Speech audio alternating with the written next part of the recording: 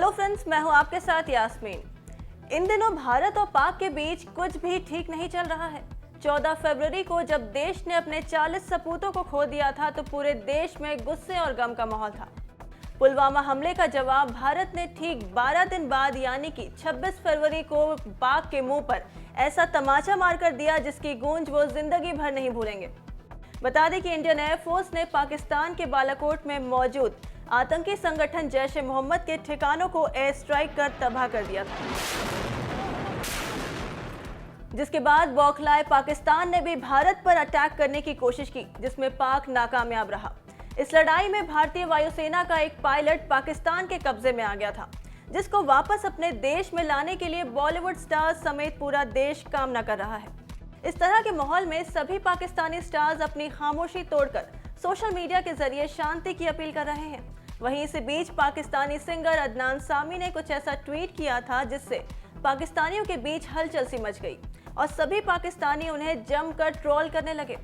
दरअसल अदनान सामी ने ट्वीट कर अपना दुख जाहिर किया था और पीएम मोदी का हौसला बढ़ाया था, जिसके बाद सिंगर और एक्टर इमरान अब्बास ने भी फेसबुक पर अपना गुस्सा जाहिर करते हुए अदनान को कहा कि अदनान जिस पाकिस्तान को गालियां दे रहे हैं, कैसे भूल गए कि वह पाकिस्तान में रहे हैं।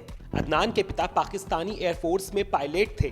उन्होंने लड़ाई लड़ी है। उस पिता का कोई भी बेटा अपनी मातृभूमि को इस तरह कैसे गाली दे सकता है। आप दोनों देशों के बीच एक शांति के संदेश के तौर पर ब्रांड एम्बेसडर का रोल निभा सकते थे, लेकिन आपने ऐसा नहीं किया। वैसे ये तो आप जानते ही होंगे कि भारत में संगीत की दुनिया में अपनी एक अलग पहचान बनाने वाले अदनान सामी पहले पाकिस्तान से ही बिलोंग करते थे और 2015 में उन्हें इंडियन सिटीजनशिप मिली थी। यही वजह है कि अदनान सामी को भारत का सिटीजनशिप मिलने के बाद भी पाकिस्तान के खिलाफ बोलने पर देशद्रोही कहा जा रहा है।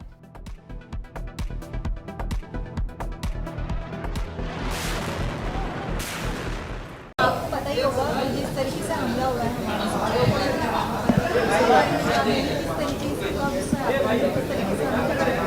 मैम, ऑनेस्टली ना, मैं एज अ ह्यूमन बीइंग जब किसी भी तरह से किसी भी घिनौनी चीज़ को सुनती हूँ तो गुस्सा तो आता है, डर भी लगता है, चोट भी फील होती है। तो ये सारी भावनाएं बहुत ही नॉर्मल हैं और मुझे लगता है कि कहीं ना कहीं बहुत ही ऑब्वियस भी हैं। हम ह्यूमंस हैं, दीज आर ह्यूमन इमोशंस, तो फील तो होता ही है। आपको पता ही होगा कि जिस तरीके से हमला हुआ है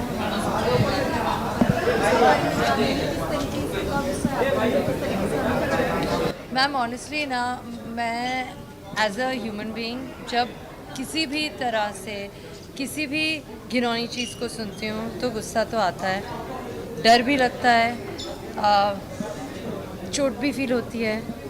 तो ये सारी भावनाएं बहुत ही नॉर्मल हैं और मुझे लगता है कि कहीं ना कहीं बहुत ही ऑब्वियस भी हैं। हम ह्यूमंस हैं, दीज आर ह्यूमन इमोशंस, तो फील तो होता ही है।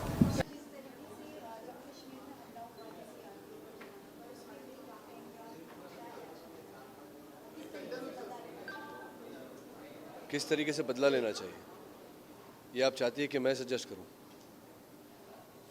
देखिए, ये सब ये जो बातें हैं ये बहुत ही, it's a very serious matter. 42 jawans have lost their lives, others are critically injured. So essentially there are 42 families right now who are in mourning, and the rest of the families are in grief because the jawans are critically injured. It's a severe dent in our national security. So I don't think it should be taken so lightly as to किस तरह बदला लेना चाहिए। वो है हमारे, we have a defense department in place, and it's a serious matter which needs to be addressed seriously, not while it's not a subject that we should dwell in to right now. जी,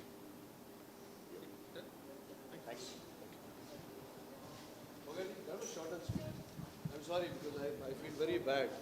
मेरे हिंदुस्तान के जवान, तो ये please कृपया आप इस matter को इतना फ्रिवलस ना करें। Imagine those 42 families whose sons have passed away. It is actually a day of mourning for all of us. But I mean, this is work like they say, show us go on. अंदर जाना। मनोज जी, पुलवामा में बहुत बड़ा attack हुआ है, 40 से ज़्यादा हमारे सीआरपीएफ के जवान शहीद हुए हैं। आप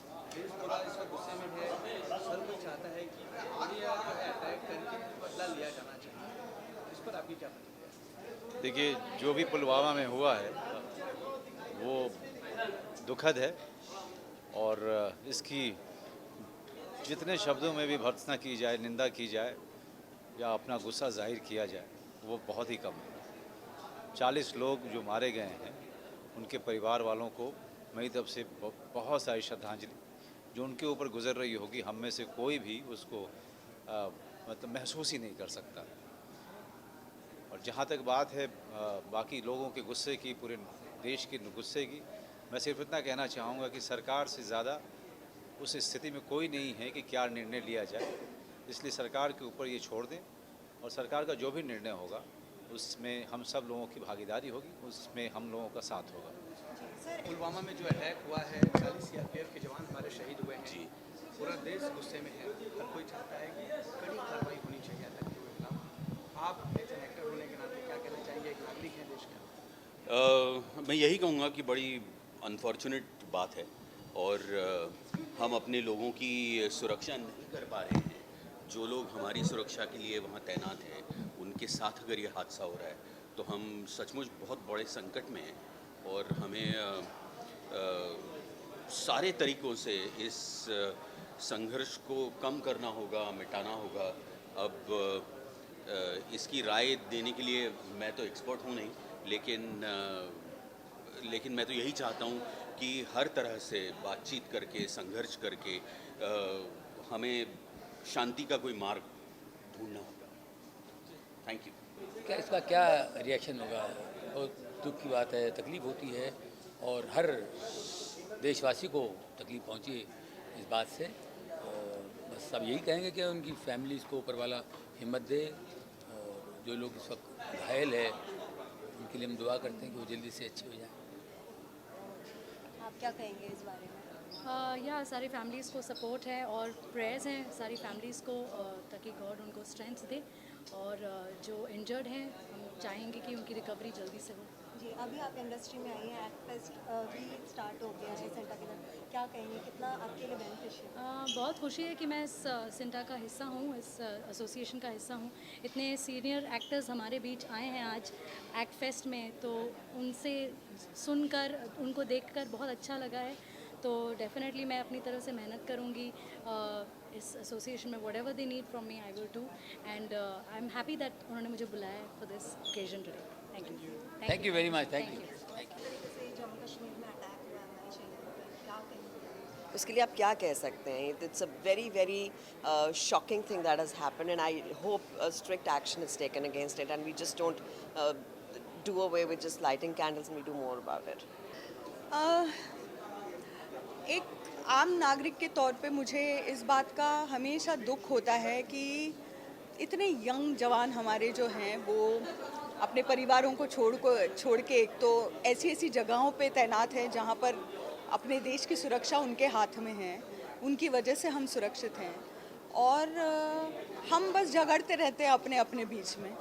हम अपनी परिवार के बारे में सोचते हैं, हम सेल्फिश होते हैं, कहीं ये नहीं सोचते उनकी तरह कि हम देश के लिए काम करें। अगर हमारी भी सोच उनकी तरह होती तो कितना अच्छा हमारे देश के लिए होता, ये मैं हमेशा सोचती हूँ। और उनकी आत्मा को भगवान शांति प्रदान करें और हम सबको सद्बुद्धि दे भगवान कि हम अच्छे नागरिक साबित हों और उनका जो बलिदान है वो मतलब खर्च ना हो, ऐसे ही ज़ाया ना हो। Thank you. सर, पुलवामा में अटैक हुआ है हमारे जवानों पर। ये बहुत दुखद बात है और हर बार हमारी गवर्नमेंट को इसके लिए बहुत स्टर्न एक्शन लेना चाहिए। मुझे लगता है सिर्फ टेबल पर बातचीत जो है, इससे आगे की बातचीत होनी बहुत ज़रूरी है। ये हमारे लिए बहुत ही बुरा दिन है आज का, मतलब it's a sad day today. कभी भी कोई अटैक जब होता है तो ऑफकोर्स वो दुखद ही होता है एंड नहीं होने चाहिए, ये कहकर हम बात को टाल नहीं सकते बिकॉज एक्शन लेना बहुत ज़रूरी है। सिर्फ बातें करने से कि हम करेंगे या होगा, but I think it's time when India should speak up. Attack के बारे में कहना क्या है, बहुत बुरा हुआ है, बहुत ही ज़्यादा बुरा हुआ है, बहुत ही शॉकिंग है। एक और चीज़ ये है कि अभी बहुत ज़्यादा इस पर सिर्फ बातें बहुत हो गई है और आई थिंक क्योंकि पहले भी ये सुनने में आया था कि हम ये ख़त्म कर देंगे, हम यहाँ पर बॉर्डर हम लगा देंगे, वहाँ से हम आने नहीं देंगे, डीमोनेटाइजेशन के बाद टेररिज्म ख़त्म हो गया है, या पहले की सरकार जब थी तो पाकिस्तान को लव लेटर्स लिखना बंद कर देना चाहिए, सीधा अटैक करना चाहिए, इस किस्म की बातें पहले हुई है। लेकिन फिर मैं देख रहा हूँ कि वापस हम वहीं के वहीं आ जा रहे हैं, फिर वही बातें हो रही है, फिर वही फिर दोस्ती की बात होती है, फिर अटैक हो जाता है, फिर दोस्ती की बात होती है, फिर अटैक हो जाता है। तो इसका एक सोल्यूशन निकलना चाहिए, और ये टेररिज्म और ये मार धाड़, ये किलिंग, ये सब ख़त्म होनी चाहिए। देखिए पहले तो यही बात हुई थी जब ये सरकार आई थी। इसके पहले तो यही बात हुई थी कि इंडिया को लव लेटर्स लिखना बंद करना चाहिए, हमको अटैक करना चाहिए, डीमोनेटाइजेशन के बाद टेररिज्म ख़त्म हो जाएगा, ये हो जाएगा, लेकिन कुछ भी नहीं हुआ। वी अगेन बैक टू, लगता है हाँ बहुत अच्छा, फिर वापस we are back to square one, बार बार ऐसे ही होता है।